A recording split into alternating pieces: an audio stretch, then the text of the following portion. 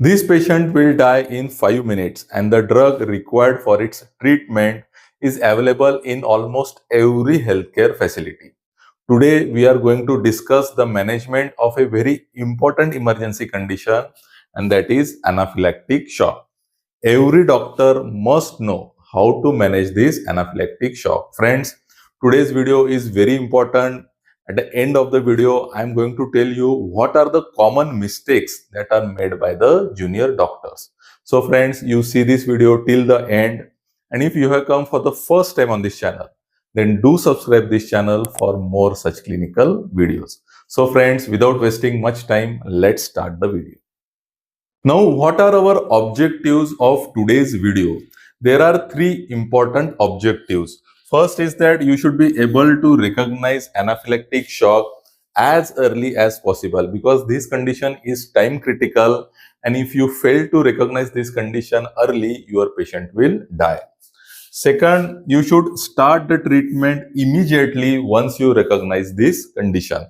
And third, we are going to see what are the common mistakes that are made by the junior or young doctors, and you are not supposed to do these mistakes in this condition. Now, let's start with a clinical scenario. So, this is a 28-year-old female and she comes to the emergency department with sudden onset breathlessness. She also have swelling of the lips and face. You can see in this picture, in this way there is a presentation of a patient of anaphylactic shock. There is a swelling of the lip and the face, and there is also generalized itching and rash.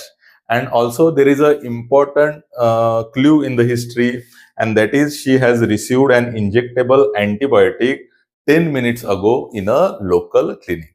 So in this way, this patient presents to us. Now you examine this patient, and what are the findings? The patient is anxious and restless. Her BP is 80/50, means this patient is in hypotension or shock. The pulse of the patient is 120 per minute. Her respiratory rate is 32 per minute and her saturation is 88% on room air. And there is widespread urticaria, facial edema and wheeze. So in this way, a patient of anaphylactic shock presents to the ER. Now, how you are going to manage this patient? So, in today's video, we are going to see the important 5 steps of management of anaphylactic shock. Now, let's start with the first step. So, the first step in the management is to recognize anaphylaxis as early as possible. Many times, anaphylaxis is confused with general allergic conditions, and if you miss to recognize anaphylaxis early, you may lose your patient. So, how to diagnose anaphylaxis? So, the onset of symptoms in anaphylaxis is sudden, and there is involvement of airway, breathing, and most important is the circulation. Airway, breathing and circulation are compromised, and the skin manifestation, that is urticaria or the swelling, it may be present or it may be absent. So what are the common features seen in anaphylaxis? When the airway is involved, there is hoarseness of voice, stridor and angioedema. When the breathing is involved, there can be wheeze and breathlessness. When the circulatory system is involved, there is hypotension, that is fall in the blood pressure, or patient can also collapse. And when the skin is involved, you will see urticaria and flushing. So these are the clinical features, and in this way, you can recognize a patient of anaphylactic shock. An important thing to remember is that absence of rash does not rule out anaphylaxis. An important thing here is that the airway, breathing and circulation, these three things are involved here in anaphylaxis. So once you recognize or diagnose anaphylactic shock, the second and the most important step is that you will give intramuscular adrenaline. Adrenaline or epinephrine is the drug of choice in anaphylactic shock. This adrenaline you will give intramuscular, and the site is mid-anterolateral thigh, and the dose is 0.5 milligram intramuscular, that is 0.5 ml of 1:1000 adrenaline. And if there is no response, you can repeat this dose every 5 minutes. There is no absolute contraindication to IM adrenaline in anaphylaxis. This second step is very important, and one of the common mistakes that is made in this step is that we delay in giving adrenaline, and this is commonly because many times we find normal blood pressure in the patient. So here you do not have to wait for the blood pressure to fall. Once you diagnose or recognize anaphylaxis, you have to immediately give intramuscular adrenaline, because this condition is very critical and within no time patient can go into shock. So is there any role of IV adrenaline? Yes. So when can you use IV adrenaline? So if the anaphylactic shock is refractory, that is, it is not responding to intramuscular adrenaline, then you can use IV adrenaline. If there is a cardiac arrest due to anaphylaxis, then also you can use IV adrenaline. But this drug should be given by a trained doctor, and it should be given when you can monitor blood pressure, ECG or SpO2. So generally, when the patient is in ICU, emergency department, or sometimes in wards, there only you can give intravenous adrenaline. Otherwise, the adrenaline has to be given intramuscular only. So now the third important step is to manage ABC, that is airway, breathing and circulation. So in airway, you will look for the stridor or tongue swelling, and you should be ready for difficult airway management. If there is problem in the breathing, you will use high flow oxygen by mask, and if there is a wheeze, you will use nebulized salbutamol.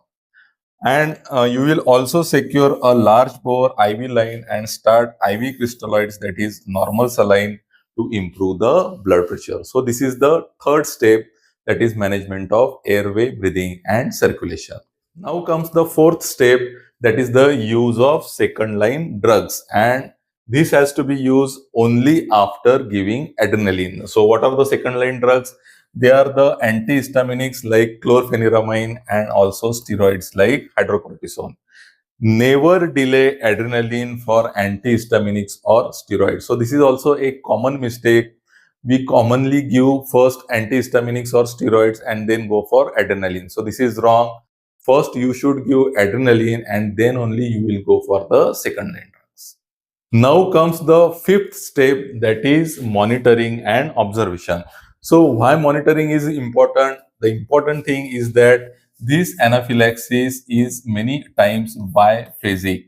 What do you mean by biphasic? Biphasic means patient improves, patient symptoms improves, patient's blood pressure improves, and then after some hours, a patient again goes into hypotension. So the monitoring is very important in anaphylactic shock. So what you will monitor? You will monitor all the vitals, oxygen saturation, and sometimes ECG.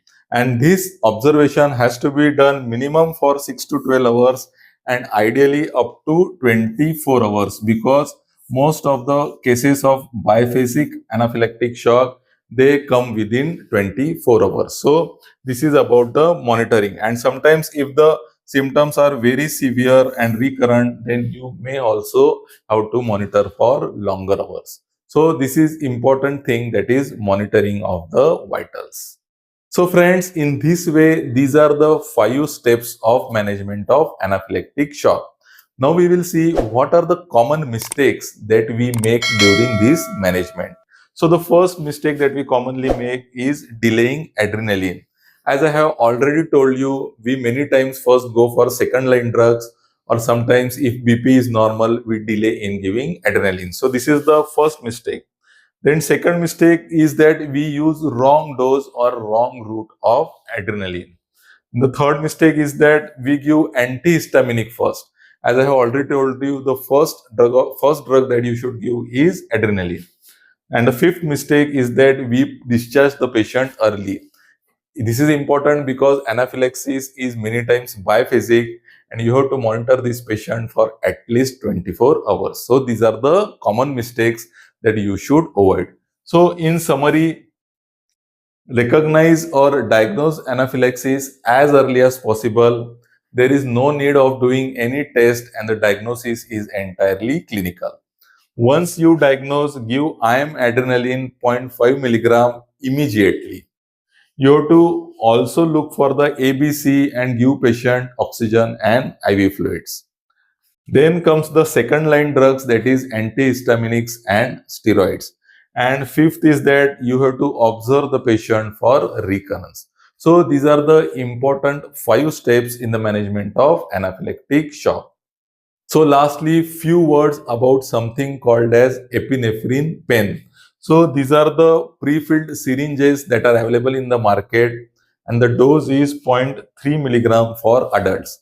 For those patients who are the known case of anaphylactic shock, or those who have known allergies and they have already suffered anaphylaxis, they can carry these pens in their pocket so they can help them immediately once there are symptoms of anaphylaxis. So friends, in this way, in today's video, we have seen the management of a very important critical condition, that is anaphylactic shock.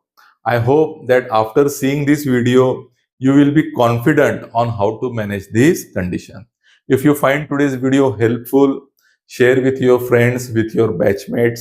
And if you have come for the first time on this channel, then do subscribe this channel for more such clinical videos. See you in the next video. Till then,